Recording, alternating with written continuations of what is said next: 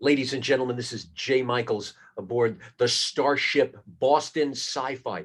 This is the 47th year of Boston Sci-Fi. And as usual, there is a group of filmmakers that have provided us with fantastical entertainment that is compelling, enlightening, and absolutely brilliant. You're not here to hear me speak. You're here to hear these brilliant filmmakers talk about their work. Let's get to it immediately. Let's start with Kate. Kate Black-Spence. I love hyphens in names. Oh, good. Love them. How are you? How's everything? Thanks. Things are great. I'm here in Chicago. We got another some odd inches of snow. Happy to stay inside and avoid it. Chicago. All right. Yeah. I'm in New York, and they're threatening 12 inches of snow this weekend. So It's no joke. Before it eats my Wi-Fi, let's make sure we hear all about your amazing film. Tell us all about you, your movie, what you did on it, etc. Yeah, hi, Kate Black-Spence. I am an actor primarily here in Chicago. I've been doing it for over 10 years. We made Static Space, which is the film that is our short. It's the first thing I've ever written. It is the first film I've ever co-directed or co-produced. So I did both of the latter with John Klein, who is a longtime film veteran that I've really admired out here in Chicago. I've worked with him as an actor before. He asked to read this script that I had written for theater, and he told me I'd be crazy if we didn't adapt it for a film in a short version during COVID, because it could be shot easily with a skeleton crew. And he sort of took me under his wing from there, and we're both really proud of it. That's great. I love the word static. Static is one of those words that immediately, even if you, oh, look, there's static on the screen, suddenly there's like a terror in your heart because of it. Tell us about the movie. Well, thank you. And I think static is really key. I think there's so many meanings to the word static, the sound of static, the idea of being static in your life. Right. The film itself is about being static. It's about the power of human connection during times of isolation, and the idea of sometimes sort of getting stuck in place, and especially for Jamie, the character that I play, being stuck sort of by choice and sort of by autopilot in Indiana, and the power of a ham radio that brings in a voice that changes her life from outer space. So let's start with the immediate premise. Wow, stuck and isolated. I hope people can identify. It's certainly what prompted the writing of it when it did. It was what, 3 months, I think, into the pandemic in 2020. I had read a book by John Cannon called Can You Hear Me? John reached out and told me if I wanted to make it a play, that I had his blessing. I wrote that right away, and then everything else just sort of followed from there. But yeah, the idea of isolation certainly was one that just sort of kept cycling through my mind, and I think a lot of other filmmakers during that time. Congratulate you and anyone else who has like-minded soul like you. This is what we need to write about now. The artist right now needs to chronicle what's going on in the world, and we need to do it via the fantastic. If I set you all Richard III, what's the image that comes into your head? You think of Shakespeare's Richard III. You think of this misshapen man. Richard III, from a biography that was done of him at the time, he was merely a paranoid king with scoliosis. But it is the artist that really talked of his inner character and created this. So you're giving us a visceral feeling of what's going on now, and that's going to become a living record. And I think that's wonderful. That's wonderful. You. Good luck with this. Oh, my pleasure. Oh man, good luck with this. I think it's really, I think it's really daring and forward thinking to have this kind of plot line. And I love the word static. So I can't wait to see your film. Thank you. Carleton, Rodgers. I'm looking at the little names here. Pardon me, ladies and gentlemen. I don't know everybody offhand yet. Carleton, you're next on my screen. Hello. Tell me about your film. Hello. I'm not too sure what the Wi-Fi is like your end, but my end, it's not great. But I'm saying hello from Ireland. It's 7 p.m. here, so I'm a little bit ahead of you. But I'm the writer and director of Transmission, which is a short film that I've made to play at the festival, and I'm delighted that I've been accepted. So glad you're with us. 7 p.m. Okay. I had Yeah. an actor once for a Zoom reading who was in Ireland, and I forgot the time. And at one point I said, should we rehearse a little longer? And he said, it's midnight out here. I was like, oh, damn it. Okay.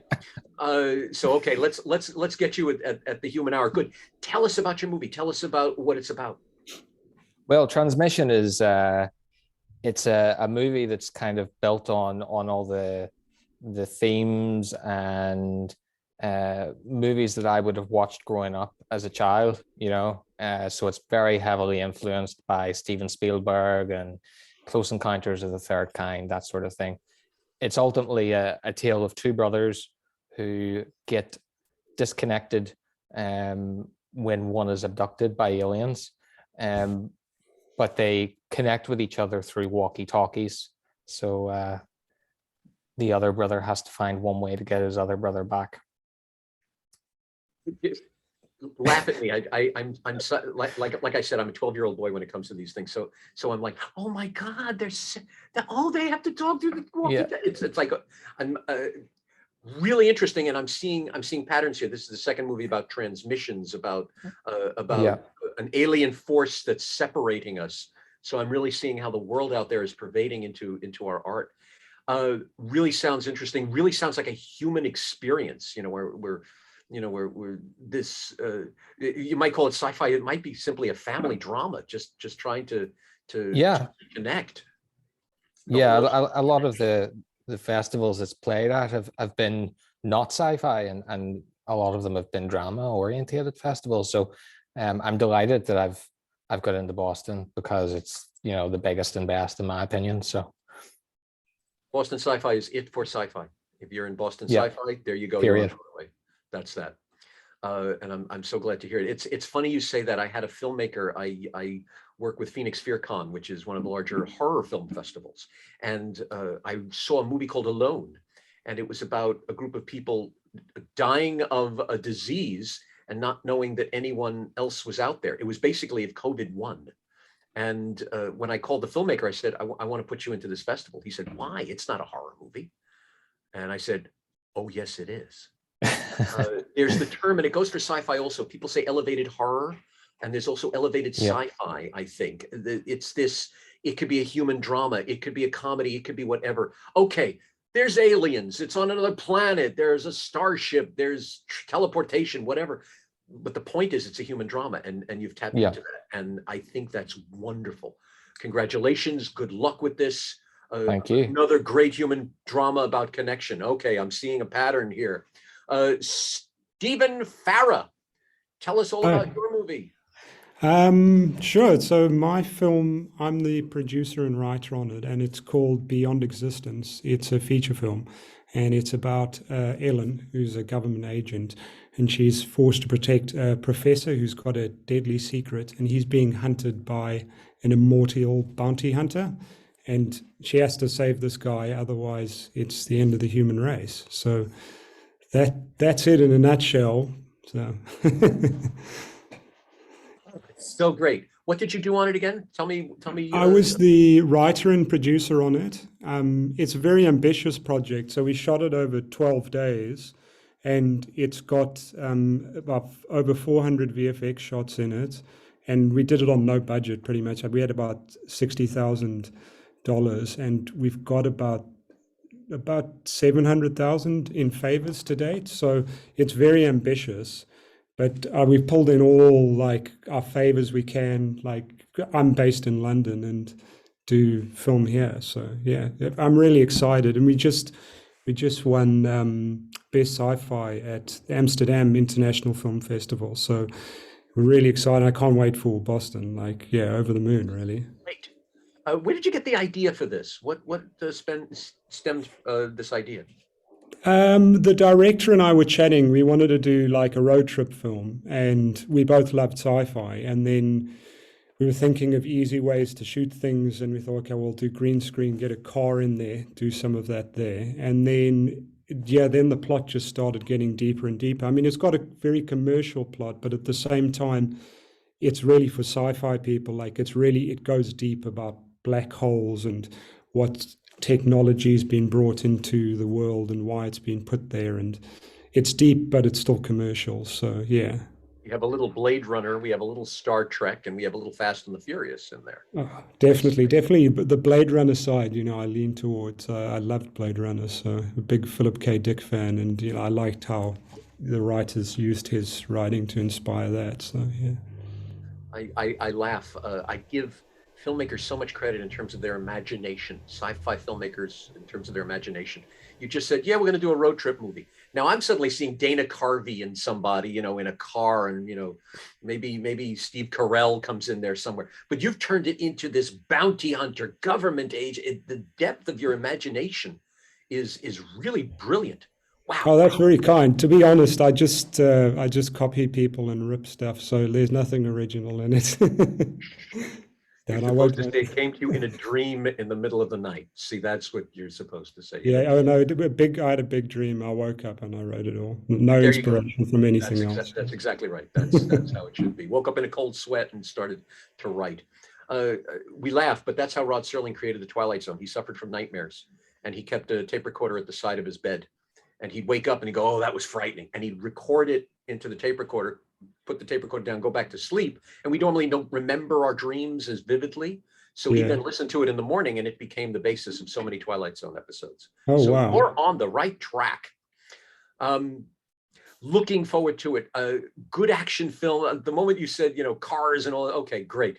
I could see the audience screaming in there. Good luck with this. Can't wait to hear all about it. Well done. Nice one, yeah. Thanks a lot. Stimson. Unmute myself. Yes. Are you like Cher? You only have like one name there? No, it's just the only name I bother to remember. Okay, well, please bother to remember. Tell us about your movie.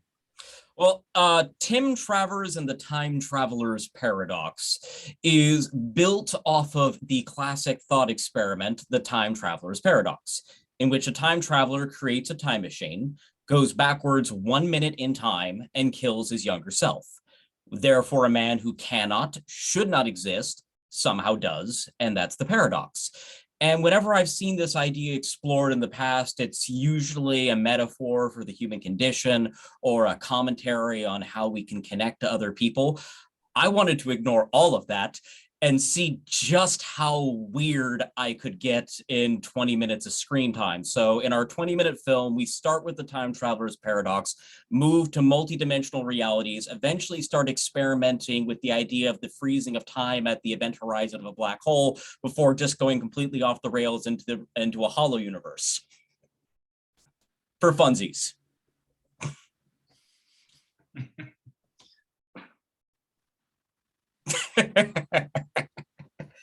In 20 minutes.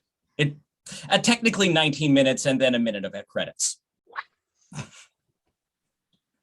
So. They're movies I refer to as the seatbelt movies. Wherever you watch them, you better just buckle up and hold on for this ride.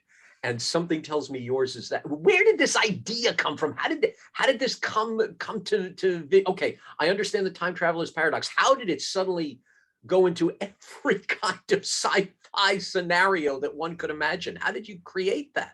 Well, I was at a sci-fi festival. I invited a couple friends who were actual physicists to come with me and see the film I had just done. And then we saw several sci-fi films, which if you can't say something nice, don't say anything at all.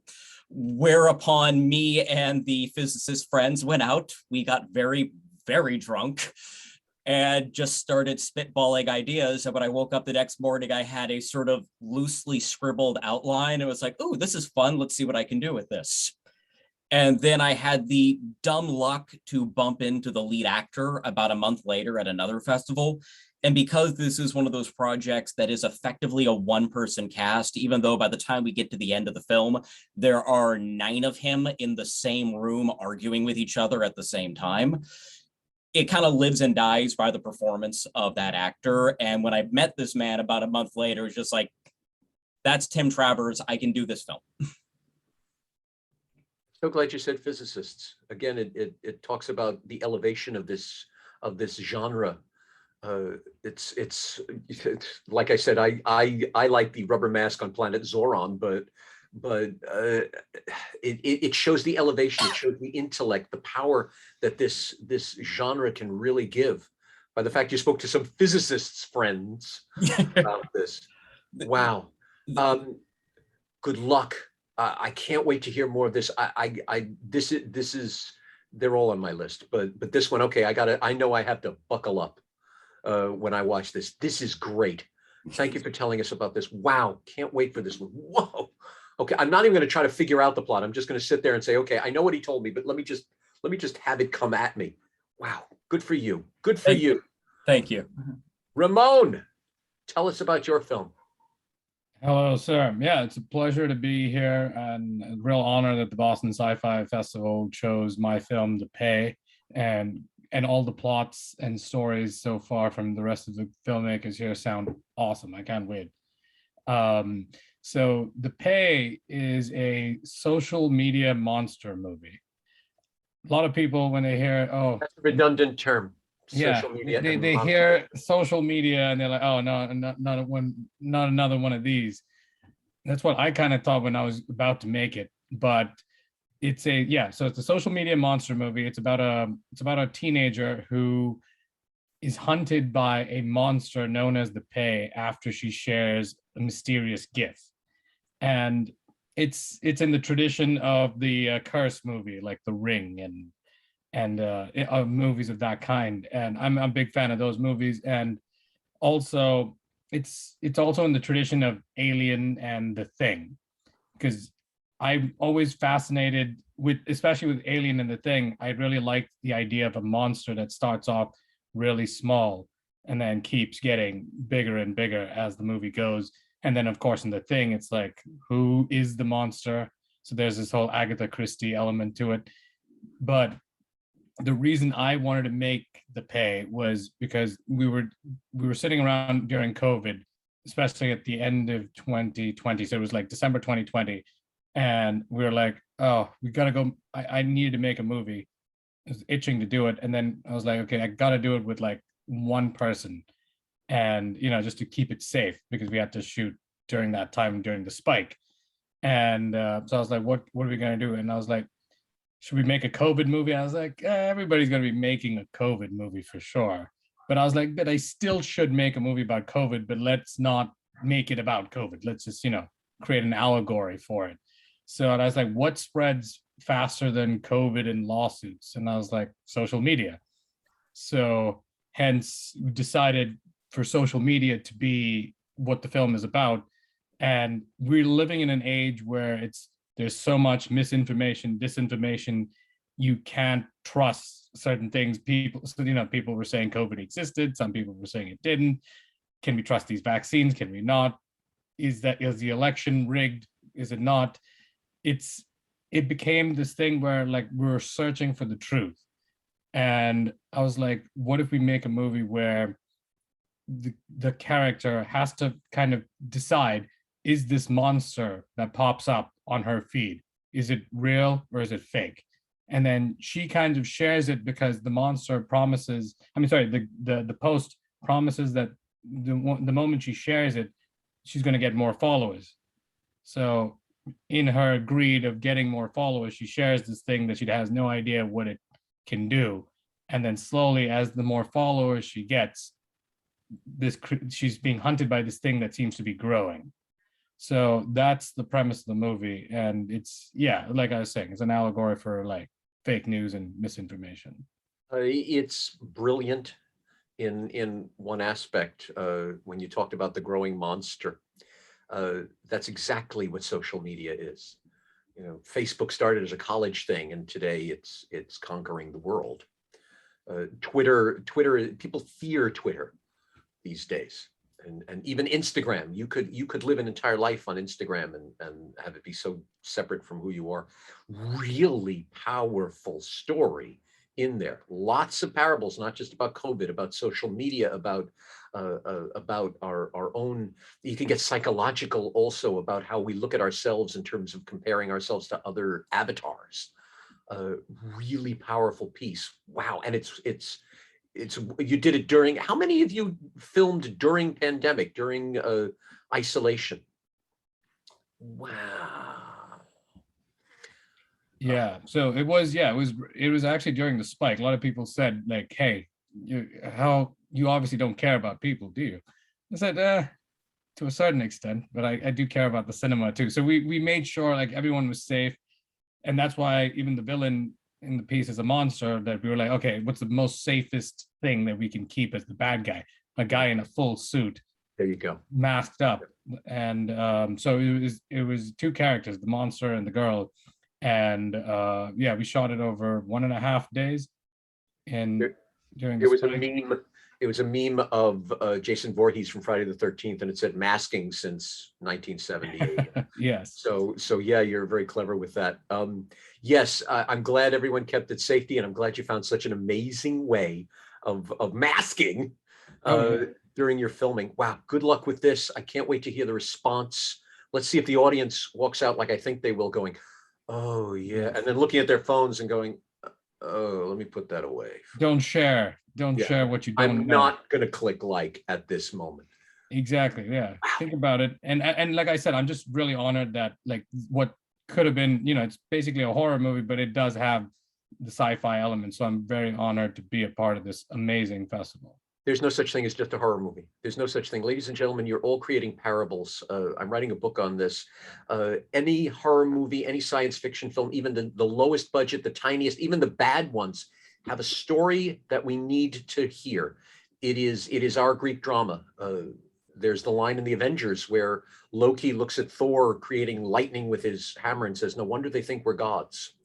The scary tales you tell are cautionary tales that we should listen to.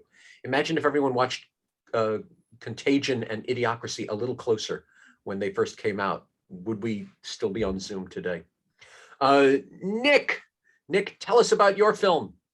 Hey Jay, great to be here and super excited for the festival. I'm the writer and director of Blue Fire, and I play opposite Erica Camarano, who stars in the film. It's set in the snowy Blue Mountains, and it's about two damaged lives that come crashing back together when they discover something in the forest not of this world. So on a similar theme, there's an alien aspect to the movie as well. Get a real kick out of that. I'm seeing a lot of this now where I'm getting the notion of it's no longer, it used to be the monster is the star. You're going to see this movie for the monster. No, now it's sort of a plot device. Here's the story, and they came together because of this. And so it's really interesting that it's being interwoven into this. Now you're acting in this. What else? I gather you're producing it. I produced it as well. I wrote and directed it. So I did have a producing team that I worked with, and a bunch of actually collaborators that I had met at other film festivals with a previous film. And my cinematographer, actually, I had seen something that he had done. He lives in Germany, and I got in touch with him, and he loved the script, and he flew over to shoot it.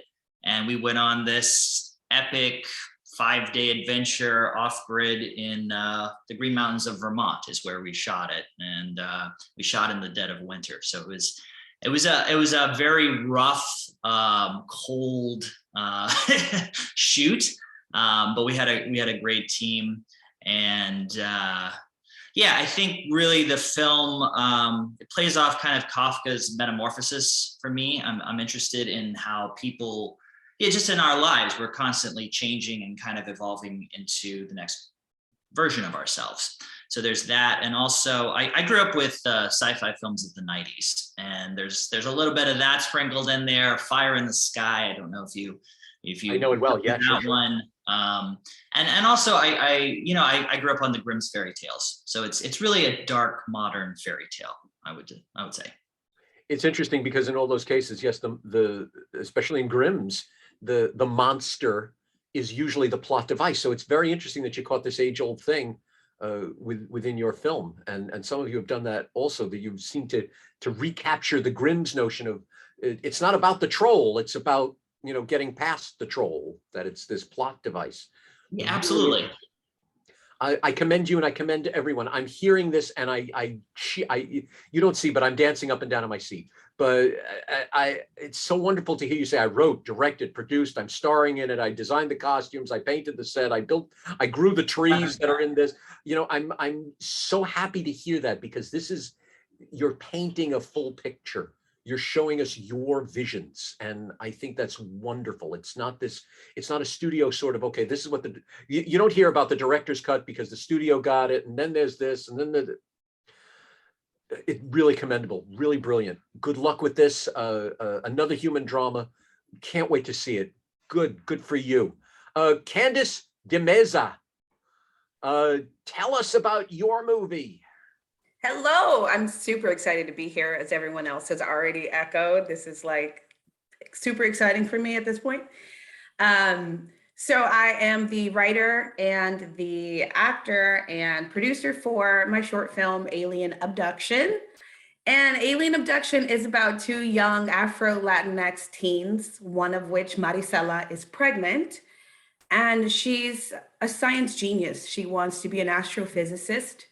And when she discovers she's pregnant, she wants to escape the time loop of what her options might be on Earth. And she builds a device so she can get essentially abducted by aliens, so she can expand her options and see what else is out there in the universe.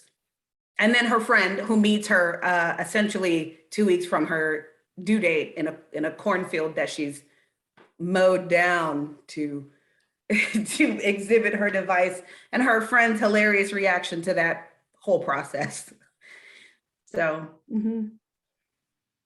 there's the expression I use, are you a genius by accident or on purpose? It's very interesting. Okay, she's trying to she's trying to change her world by entering a new world as her body becomes a universe and is essentially bringing out yet another life form. mm-hmm. So we get this really interesting parable about birth. The fact that this is multicultural, I praise you for that, number one. But number two, it's the plot line is now enhanced by the concept of your characters, because then again, we're seeing a change today. Yes, we talk about COVID a lot, but there's also a change in the way we look at people today.